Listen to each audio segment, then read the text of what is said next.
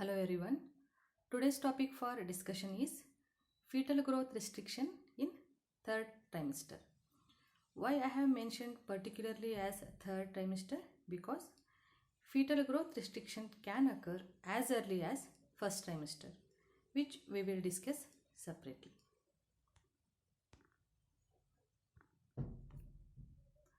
Why the fetal growth restriction is important?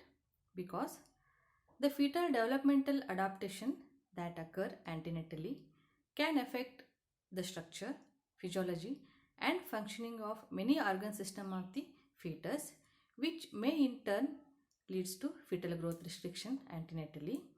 There can also be increased risk of metabolic syndromes, insulin resistance, cardiovascular disease, hypertension, type 2 diabetes mellitus and coronary diseases and chances of stroke in adulthood.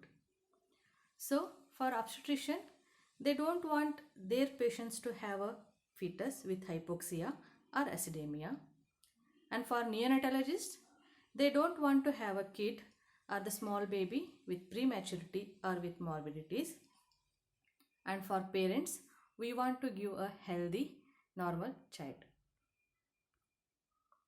So are all small fetuses are growth restricted?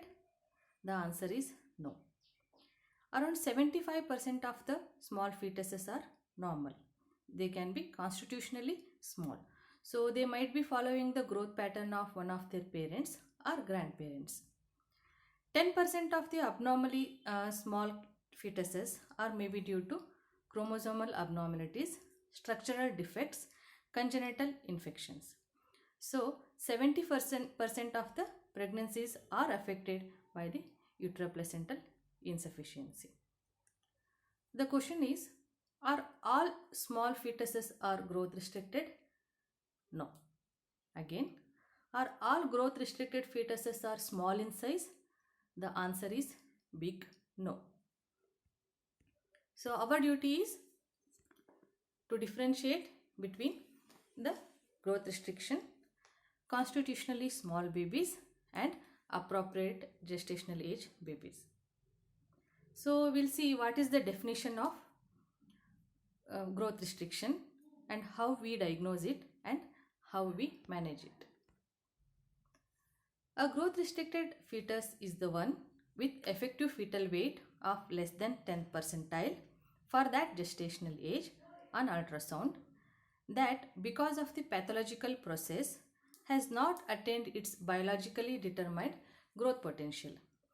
This is the fancy definition of the FGR. Statistically, we call a fetus as growth restricted when the effective fetal weight is less than 10th percentile with abnormal Doppler findings, or when the effective fetal weight is less than 3rd percentile with normal Dopplers. Is just defining FGR is enough? No. Because most of the stillbirths that occur in preterm babies, we can see in SGAs, like fetuses are small in that category. But most of the stillbirths that occur at term are not small babies. They are of appropriate size babies, but still they will suffer mortality. Before knowing anything, first our duty is to do proper dating scan.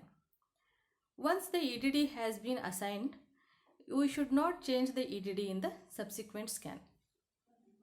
Once the corrected EDD goes wrong, everything goes wrong. How we diagnose and how we monitor growth restriction? We use growth charts, Doppler, biophysical profile and CTG. Customized growth charts should be used. They are adjusted for variables like maternal height, weight, age and parity. It evaluates the fetal growth velocity and identifies the one which deviate from the normal. So when we call a fetus growth restricted, when we see a fall in more than 50 percentile or more than 2/4 fall in the abdominal circumference or effective fetal weight of that baby in consecutive scans. So what is the use of Doppler? Doppler is useful as diagnostic tool to differentiate FGR versus SGA, and it is also used as prognostic tool for the management. What are the vessels we look in the Doppler? First is uterine artery.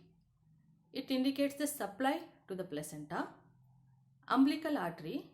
It indicates the extraction of the supply from the placenta. MCA and ductus venosus will indicate the fetal cardiovascular adaptation. Uterine artery is a good screening tool for preeclampsia. If the uterine artery Doppler is normal, there are high chances that the fetus can develop abnormal brain Doppler at term, and it indicates poor perinatal outcome. Normal uterine arteries have high resistant flow initially. As the gestational age increases, the resistance decreases and the PI also decreases. Whereas in uteroplacental insufficiency, uterine artery PI will increase with persistence of early diastolic notch. When the uterine artery PI is abnormal, when it is more than 95th percentile. Umbilical artery is a good surveillance tool. It is abnormal in early onset FGR and normal in late onset FGR. We have to plot the PI of umbilical artery in the subsequent scans. So we should see the trend, whether it is increasing. Normally the PI of the umbilical artery should decrease. As I told, umbilical artery normally has low resistance flow. As in case of uteroplacental insufficiency, if the villus damage is around 30%, umbilical artery shows increased resistance flow with increased PI. If the villus damage is around 60%, it will be seen as absent diastolic flow in the umbilical artery. If the villus damage is more than 70%, reversal of the end diastolic flow occur in umbilical artery. Middle cerebral artery. Normal middle cerebral artery show high resistance flow. Again, we have to plot the PI, that is pulsatility index of middle cerebral artery in the consecutive scans and see what's the trend. In case of hypoxia, there will be dilatation of the vessels to the vital organs like heart, brain and adrenals. So, PI of the MCA will decrease, that is known as brain sparing effect. Cerebroplacental ratio. It is the PI ratio of MCA and umbilical artery. It is sensitive for fetal hypoxia, but it is not specific.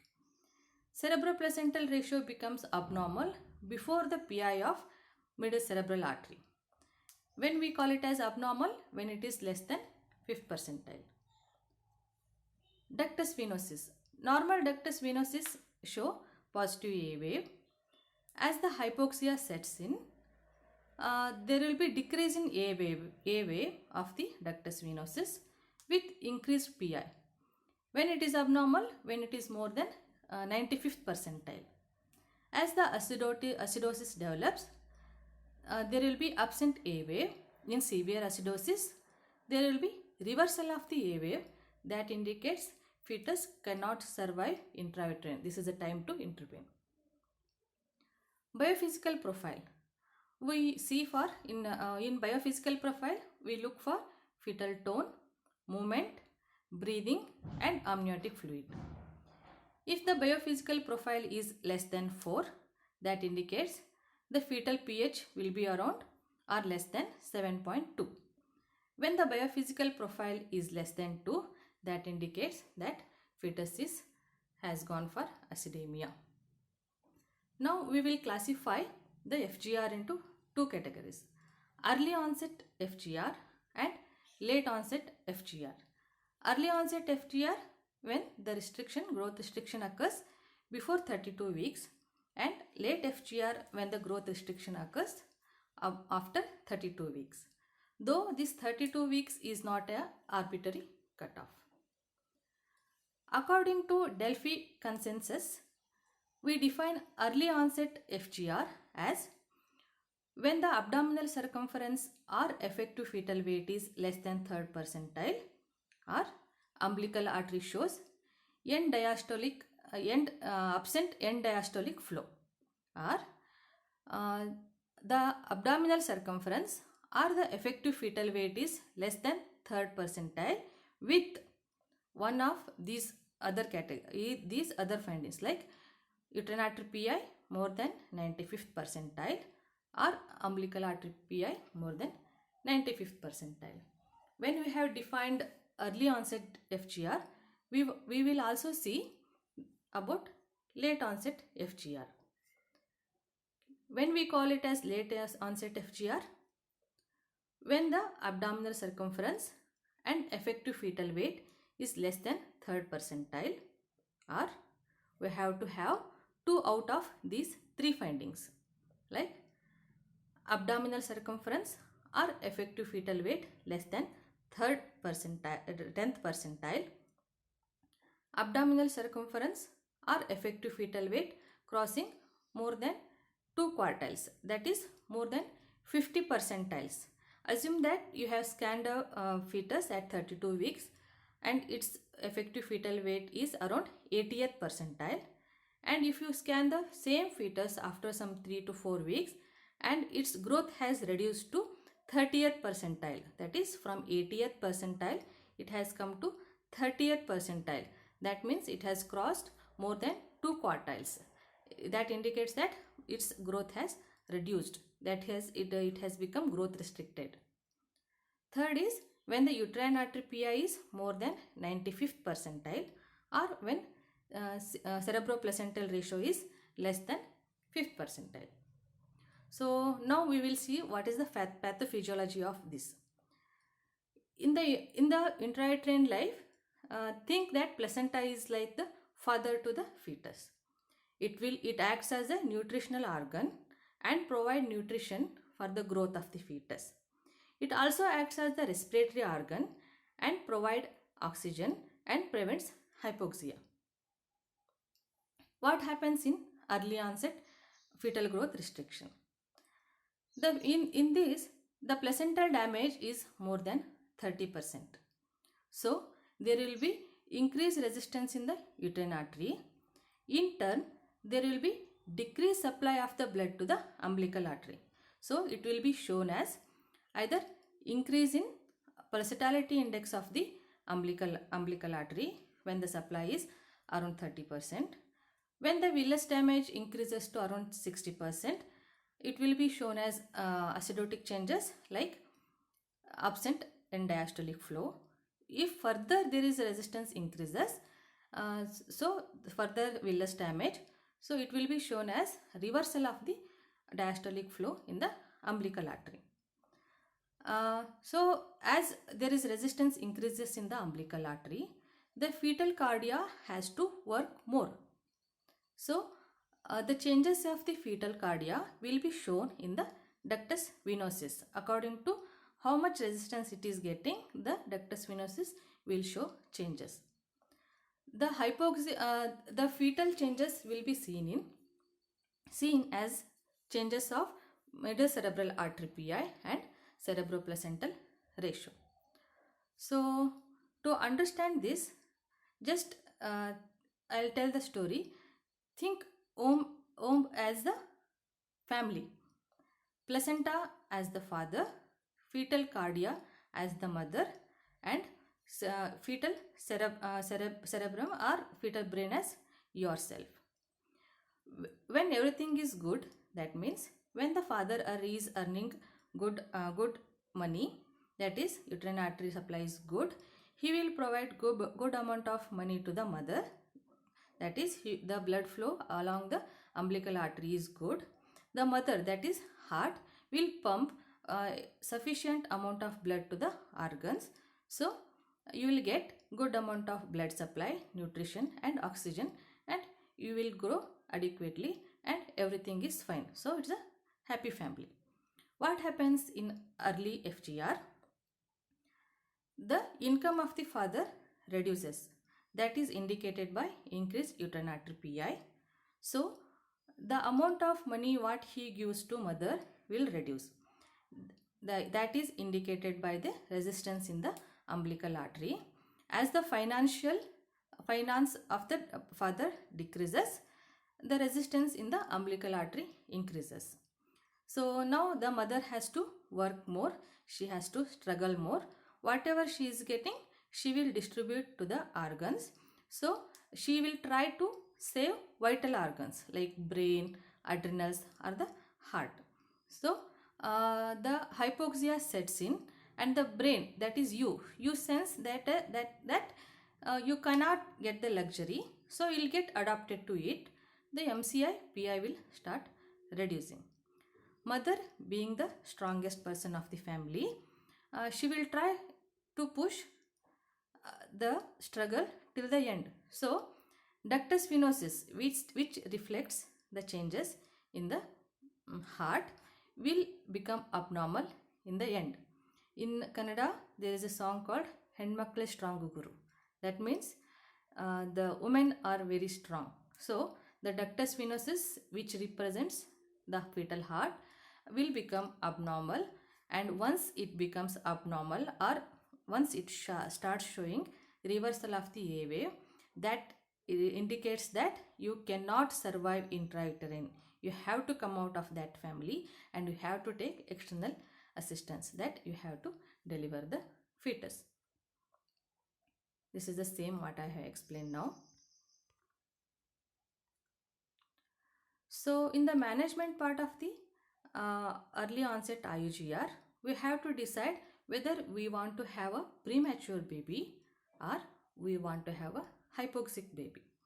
So these Dopplers will help to decide how to monitor and when to deliver.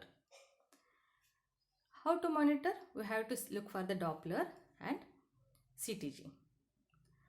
Barcelona guidelines has given, it has divided the Doppler findings into stages. According to stages, we can manage the fetus. In stage 1, there will be mild placental disease. So fetal weight will be less than 3rd percentile. Uterine artery PI shows uterine artery PI will be more than 95th percentile.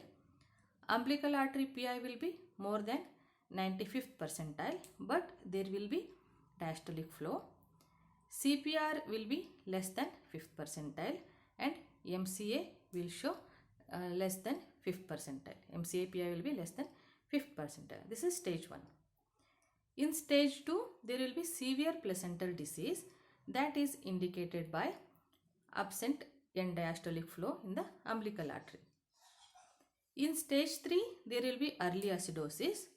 So the umbilical artery show reversal of end diastolic flow, and ductus venosus shows decreased A wave with increased PI of more than 95th percentile.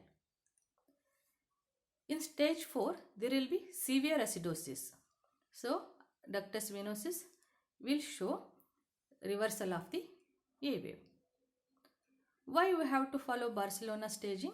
Because it is common for both early as well as late onset FGR. It's a simple algorithmic approach, easy to follow the protocols, and it can be followed by anyone. The apps are available for this, so we have to just put the findings and it will help you. So according to this, when to deliver the baby? If the FGR baby or fetus is between 26 to 30 weeks and the Doppler shows stage 4 changes, we have to deliver the baby. Otherwise, if the changes are at stage 1, we have to do weekly monitoring. In stage 2, twice weekly monitoring, and in stage 3, daily monitoring. If the fetus is between 30 to 34 weeks, in stage 3 and 4 of Doppler changes, deliver the baby. In stage 1, again weekly monitoring, and stage 2, twice weekly monitoring. If the fetus is more than 34 weeks, stage 2, 3, 4 changes of Doppler, deliver the baby. If the fetus is showing only stage 1 changes, then weekly monitoring. And if the FGR baby is more than 37 weeks, so of any changes are either stage 1, 2, 3 or 4, deliver the baby. So this is same for both early onset or late onset. This is again the summary. In 2020, that is last year, ISUOG has given guidelines which has included fetal rate deceleration, BPP, and CTG also consideration for the management of the early onset FGR. So now we have seen early onset FGR. Now we'll look for late onset FGR. What happens in late onset FGR? The placental destruction is less than 30%. So even though blood supply is reduced, it won't be much. But in case of late onset FGR, when the fetus is already more than 32 weeks, fetal brainstem will be very much sensitive for the minor hypoxias. So uterine artery, umbilical artery and the ductus venosus might not show any changes, but the fetal MCA and the cerebroplacental ratio will show the changes. Again, you remember the story what I told, that the placenta is being father, the fetal heart is mother, and the fetal brain as you. When the income of the father is reduced, albeit it doesn't matter to him, he is happy, so there is no change in uterine artery and umbilical artery. Mother is also happy, there is no stress for her, she is also happy, so there is no changes in ductus venosus. But you who has enjoyed the luxury till now will sense a minimal decrease in the income or the minimal decrease in the luxury, and that will lead to the changes in cerebroplacental ratio and MCA. There is the same thing. How to monitor the late onset FGR fetuses? Though cerebroplacental ratio is a good indicator of hypoxia, it will not tell you when to deliver the fetus. So in case if you find any late onset FGR, we have to do Doppler once a week, BPP once every time when you scan, CTG once a week, and ask the mother, trust her, whatever she tells, she will be pursuing the movements from 20 weeks only, so she can better tell whether she is feeling correct number of fetal movements or not. CPR in late onset FGR indicates hypoxia. It is a guide for surveillance but not for the delivery, whereas any CTG changes in late onset FGR is a guide to deliver. Amniotic fluid has not given much importance in the recent guidelines because it will be stable for at least for a week once you do the scan. So when to deliver in late onset FGR according to ISUOG, because according to Barcelona it is same for both early onset as well as late onset FGR, which we have seen. According to ISUOG, when to deliver in late onset FGR, if there is maternal indication like preeclampsia which is uncontrollable or HELP syndrome, you have to deliver anytime. And if the fetal heart deceleration is seen and the physical profile is less than 4, if the CTG is showing any changes, or when there is absent or reverse end-diastolic flow in umbilical artery, we have to deliver anytime without any weight. If everything is fine and only uterine artery showing PI of more than 95th percentile in FGR, like again umbilical abdominal circumference and effective fetal weight is less than 3rd percentile, you have to deliver the fetus between 36 to 38 weeks. And if everything is fine, only the cerebral redistribution is seen, then you can wait till 38 to 39 weeks.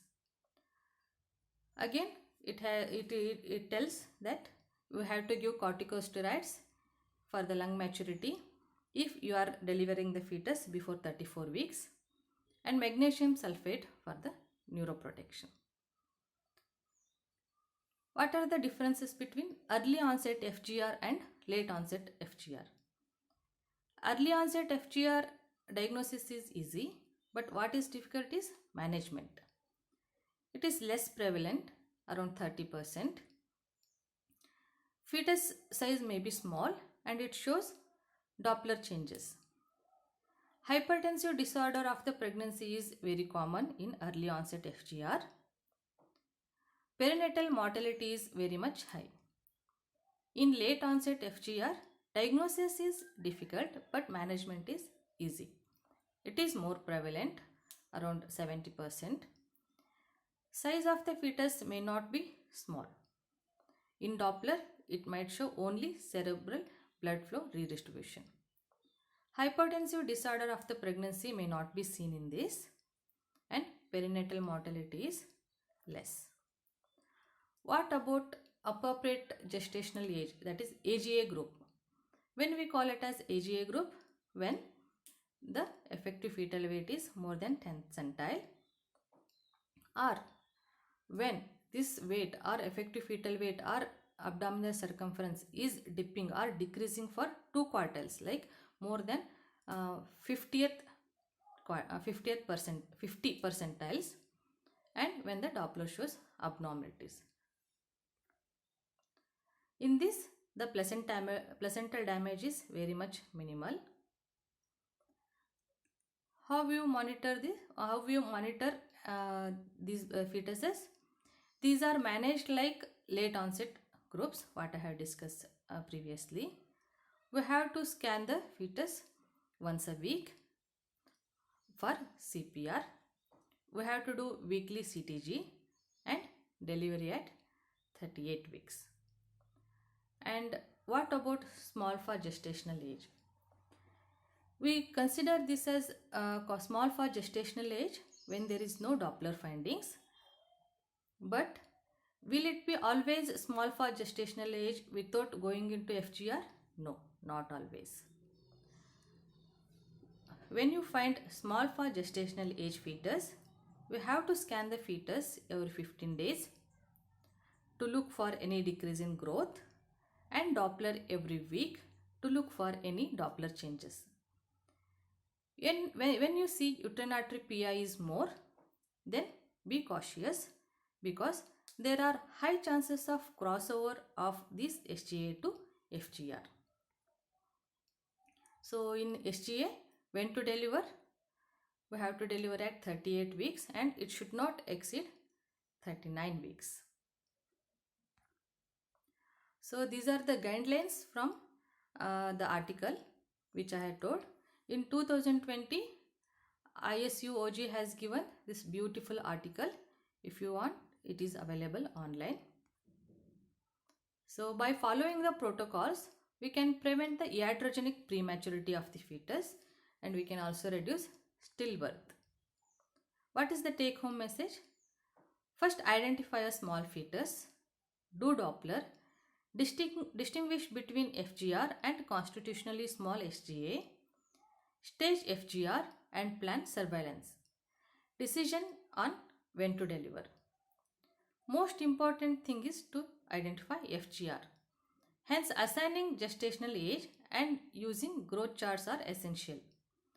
Early and late onset FGR represent the distinct phenotype of same disease. Smallness in size is a predominant characteristic of early onset preterm FGR. It may not be a factor in late onset term FGR. 40% of the late pregnancy IUDs is because of late onset FGR.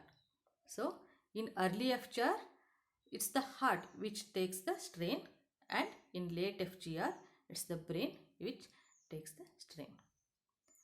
An objective protocol based approach should be validated. Ductus venosus evaluation is the cornerstone for the assessing when to deliver in early onset FGR, and in late onset FGR we have to look for CTG. So scans at 35 to 37 weeks and 28 to 32 weeks are becoming increasingly justified in low risk groups. Thank you.